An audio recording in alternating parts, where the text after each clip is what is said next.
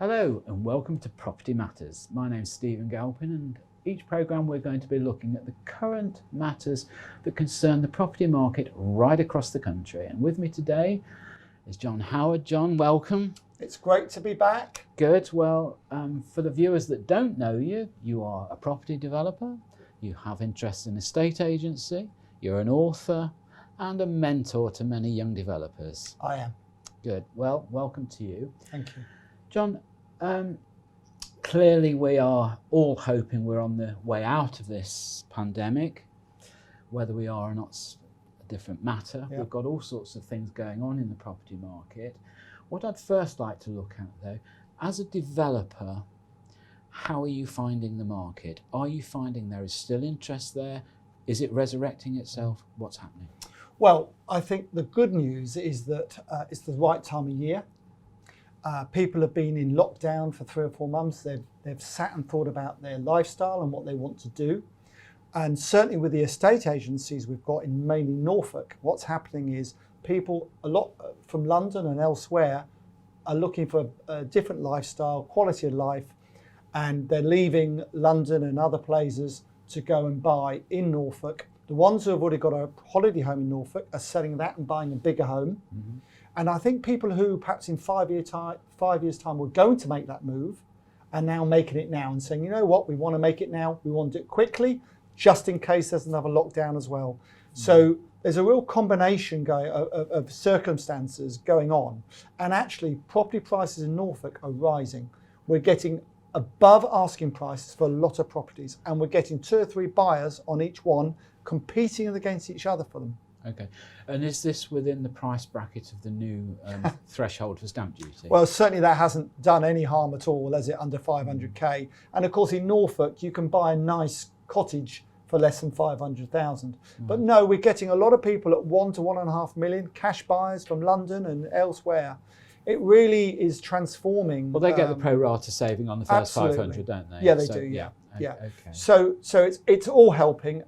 How long it's going to last, I don't see it lasting too long, Stephen, and I know that I don't know, but I'd be interested in what you think. But well, my view is come January, February, it's dark, it's miserable. You know, this is the right time for people to move. It's the summer. You know, there's a lot going on. They've sat down for 4 months thinking about what they want to do, and there's definitely a huge enthusiasm at the moment. Most agents are busy. Okay. But you see, John, where I differentiate, I mean, we have this little bit of banter on various other programmes that we can do. We do.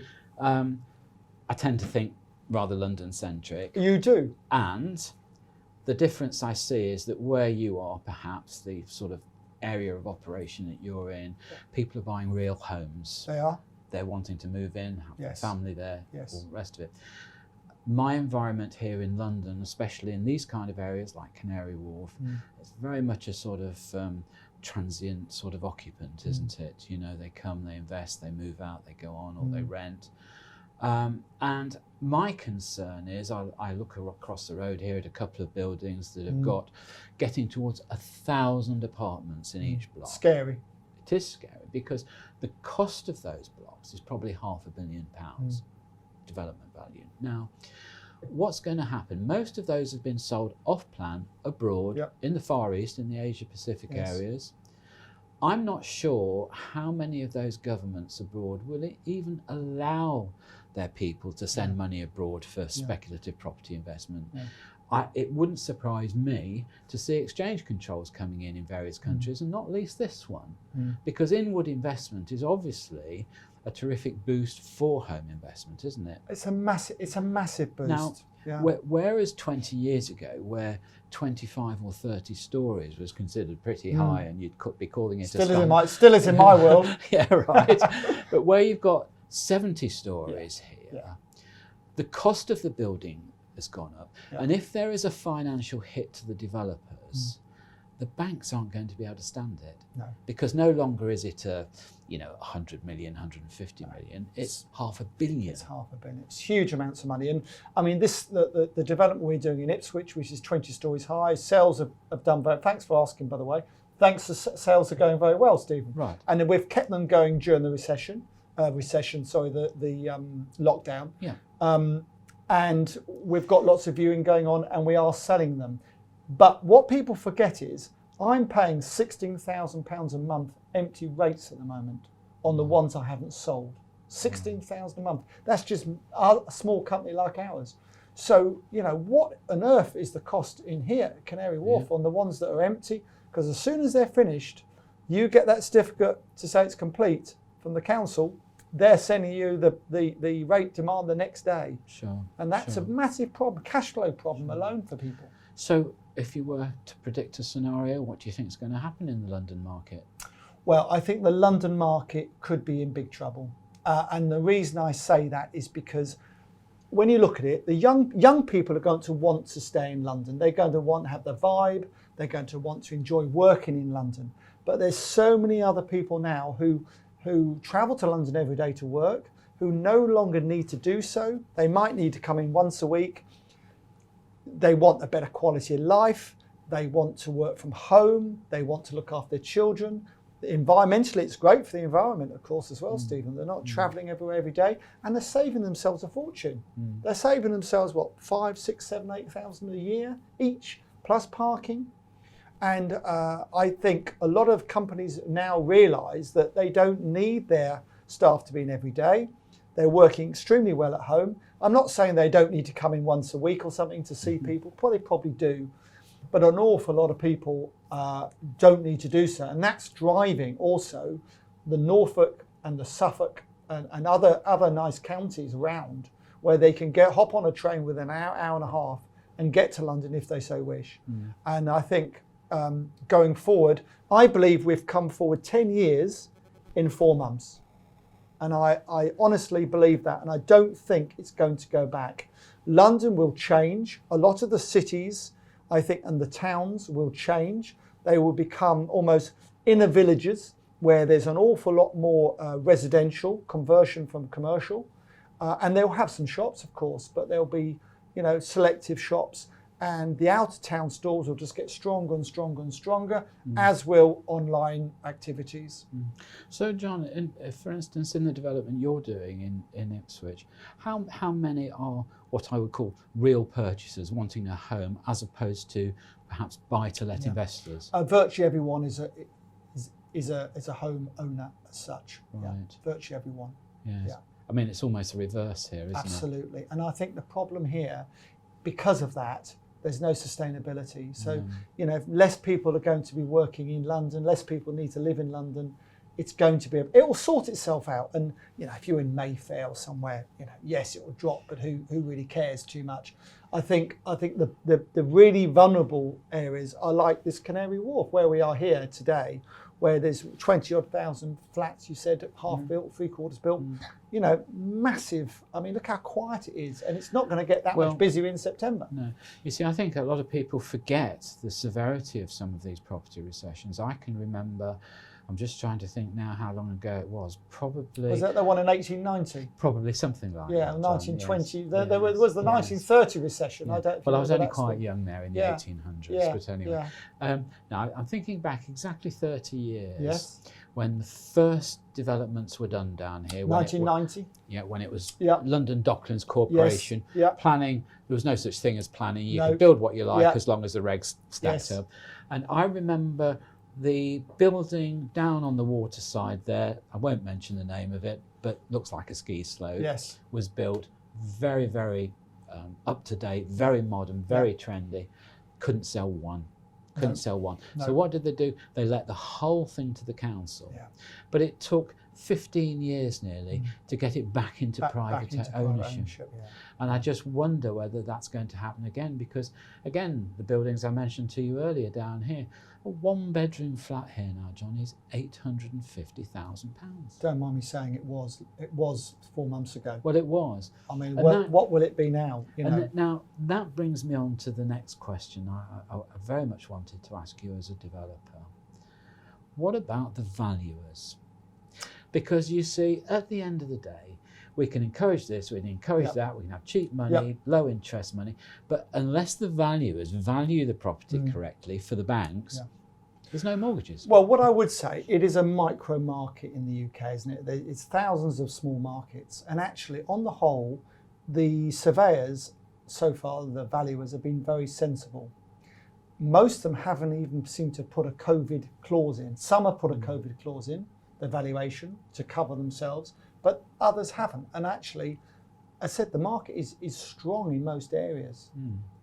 Now that will change, I believe, as you do, come next year. I mean, the unemployment, I believe, is going to go to 4 million plus. I think you talked earlier, thinking it might be the same. And I believe that employment drives the property prices. It's pretty obvious, really. The more people out of work, the less people there are to buy. And the ones who can buy are nervous about buying. Yes. So, you know, I think next year is going to be a big challenge. I think the year after is going to be an even bigger one. I would say, however, that it's a micro market. Some property prices may not go down. Some might go down a bit. If you're in Derby or somewhere like that, you could be vulnerable to Rolls-Royce losing a load of jobs. Who knows? But certainly, then you've got the sort of development, the commercial side of things, which again is very, very different to the domestic market. Domestic market, probably okay-ish, but the commercial market, my goodness, we're in for some changes. Okay. All right, John, I think what we'll do now, we'll go to our commercial break. Best to. We'll come back after the break. Join us again then.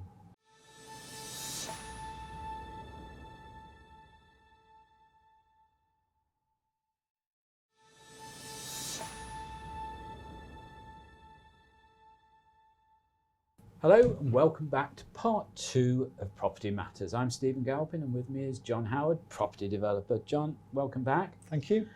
John, we were just saying before the break, finances are going to be somewhat difficult for the property market over the next year or so. Maybe difficult or maybe just hard to understand. Now, we've got some incentives from the government. They've cut the stamp duty rate. Yeah. And, well, not cut the rate, but put the threshold up for Yes. the first 500,000. Do you think that will really make a sustainable difference? Well, I was a bit surprised they did it so soon because actually the market was pretty good anyway. I think they did it anticipating it won't be. And that's another sign, isn't it, Stephen, that they think things are going to get very grave. Otherwise, there's no way they'd have done it now because all the stats they were getting back, Rushi was getting back, would have said, the market's okay. So they obviously anticipating it's going to be tough next year. And all this business about it finishes in March.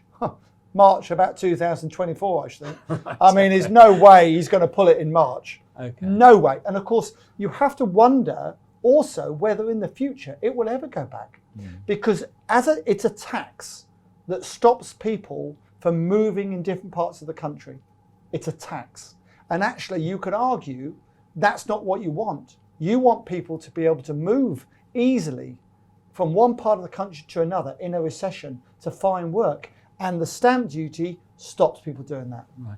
Well, as you know, I've said for a long time, I would have loved to have seen stamp duty changed in terms of responsibility to the seller rather than the buyer. Yeah. I think it would be so much easier. Yes. It's a calculable cost. Yes. And it could also be funded, which it can't be at the moment. Absolutely. People need to fund that. But you can't borrow the money to do the stamp But duty. also, I'd rather hoped when he was looking at stamp duty this time, he would have just taken it off completely.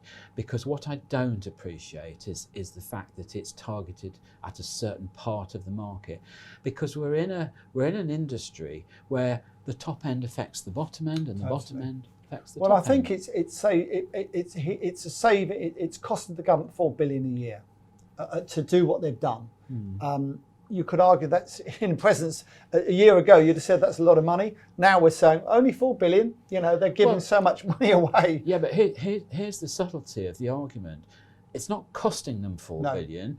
It's just they're not going to get $4 billion's worth of estimated receipts. Well, you could argue, of course, that you're absolutely right. And you could argue that actually something like whoever buys a property normally spends 5% of the price they pay for that property on repairing it, improving it. So actually you could argue they get that money back in different ways. Absolutely. Through VAT and everything else. Yeah. So actually you could argue, and I'm sure some very bright person sat there and explained to the Chancellor, actually, you're going to make yourself $4 billion out of doing this, not losing $4 billion. But you can make figures say and do what you want, really, can't you? Well, I would just like to come away from this scenario where certain part of the market gets locked.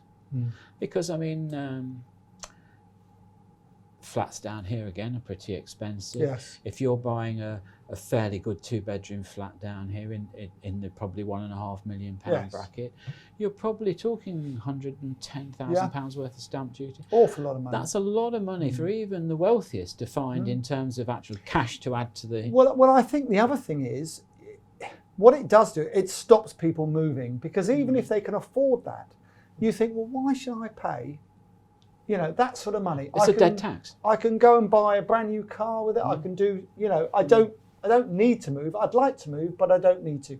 And I think you're right. It's a very negative tax in many ways. And I can't see them taking it off completely, but I can see them not putting it back on 500,000 and below for many years. Many years. Okay. Well, I suppose we should say every little helps, shouldn't we? Well, absolutely. I think that's a well-known saying, isn't it? It is. I don't know where I've nicked that from. No. Well, look, we touched on the subject of valuers Yes. just before. Yep. Are you finding valuations being affected on your development, for instance? Not at all at the moment, and that was my fear when we came back. Although we had the interest, we were, I was concerned the valuers might start down valuing all sorts of properties, and they're not, because if you're in a chain, it's not just about your property; it's it's all the others. It's all the others as well, and they haven't done so because the market, and they've been sensible about it, because actually the market dictates the price, and if you've got people who want to buy at that price, how on earth can any valuer really say no, it's not worth that? It's not. It doesn't matter. People often say to me, oh, my property's worth 500,000 or whatever. And I say, well, it doesn't actually matter what you think your property's worth, because you're not the one buying it, you own it. The only person that matters is the person who's going to buy it. And if they think it's only 450,000, guess what?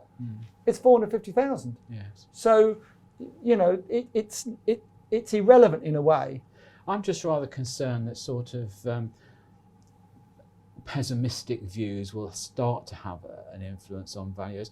I mean, I think we all know that Red Book valuations should not be influenced by future events or future predictions. Absolutely. They should be as of today. Yes. And it's very, very difficult to quantify if there is any loss or any subtlety today in the terms of values. And, I suppose the other thing is people should remember very clearly, you're only ever going to lose money if you actually sell something. I think that's right. And that goes on, with, people talking about buying buy-to-lets now rather than waiting a year until perhaps the market's a bit softer. But actually, if you look at it over 20 years, does it really matter too much? It's inconsequential. I argue the fact that if you're already in the property market, if you're buying a bigger property, more expensive property, you're better off to buy now, because because actually you're saving, and the amount you're going to make is going to be more in the future, rather than stick with if you're already in the market. It doesn't really matter when you buy, in my view, or sell, because as long as you're replacing it with another property. If you're not in the marketplace, then you could argue, well, if I wait a year, they might be a little bit cheaper. But if you're looking to keep that property 20 years, does it really matter too much? The average increase in property in England over the last 20 years has been 5% per annum. Now that's obviously, we talk about micro markets, and some markets it's probably done better than that, other markets it's done worse than that. But building new houses isn't going to get any cheaper. Land really is not really going to get any cheaper. It might drop, land values might drop a little bit for a year or two, but ultimately it still costs the same to build a house, and probably more next year than it will this year with inflation. So actually, the underlying strength of the market is there, because the other thing, of course, is supply and demand. And we know that in the UK, there is a shortage of properties to live in, whether it's renting or purchasing. The one thing to remember is there's no shortage in Scotland. There's not a lot of shortage in Wales, and there's not much shortage up north. So people say, oh, there's a massive shortage. Yes, there is in the south. But just remember, if you're renting a property up north and it's not in a city centre, and then we don't know about city centres anymore, of course, going forward as well, they may have less demand. It's not the same as the south at the moment. Okay. Now, let me just ask you, property finance, both from a development point of view and from a normal purchaser's point of view, I mean, we've got rock bottom rates at the moment. haven't we? So who would have thought it well, 20 years ago when we were doing lots and lots of 15%? 15%, yeah. Yeah. So I mean, I guess an average mortgage today would be around 3.5%. I think you're being a bit miserly there. I think it's probably more like 2%. Right. Okay. That's on a residential side. Yeah. Yeah.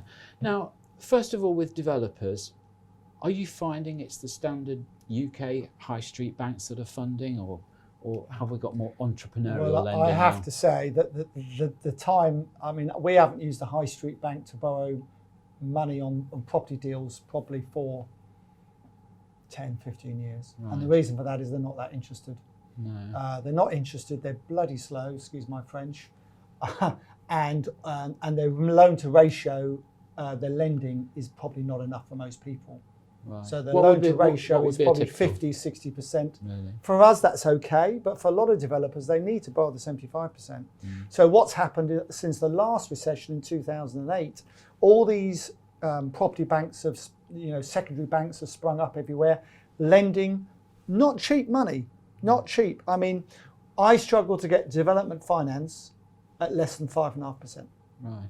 And they're borrowing it off the Bank of England at 0.1 or whatever it is percent. So these banks are making a fortune. Don't feel sorry for them. No. They're making a fortune out of us. And I mean, John, just a final thought on finance.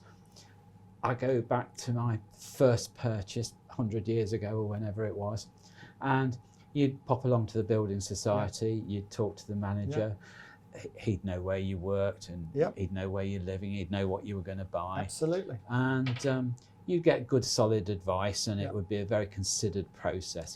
He'd write you out a little chit that you'd take along to whoever you're buying from, and they'd say, oh, that's all right then, Do you think we've lost something with these specialist lenders? I think the whole world has changed. It's changed since when you and I started developing. I'm still very active, as you know. It's changed completely. There isn't that personal touch anymore. Half the time, most of these people are doing them online. Don't even with a broker who is really the finance broker, has really replaced the bank manager. Even they don't really meet their clients. It's all done online. People don't want to meet each other. They can do it all on, which is great in a way, I suppose. It's all done online. It's quite quick. It's very efficient. And there's nothing wrong with that, but it's not quite the same. I mean, to be fair, I've got a new bank in Mayfair I'm using, and the managing director texts me and emails me on a Sunday, which is quite nice. It's a bit unusual. Cool. Yeah. Obviously, he wants to lend the money. He's saying, "Why haven't you borrowed the money, John? I've made the facility for you, and you haven't used it yet." I'm saying, "Well, I will do soon." All right. But yeah, John, thank you very much for joining us today. It's a pleasure as always. We'll be doing another programme very shortly where we've got some more property matters to discuss. Join us then.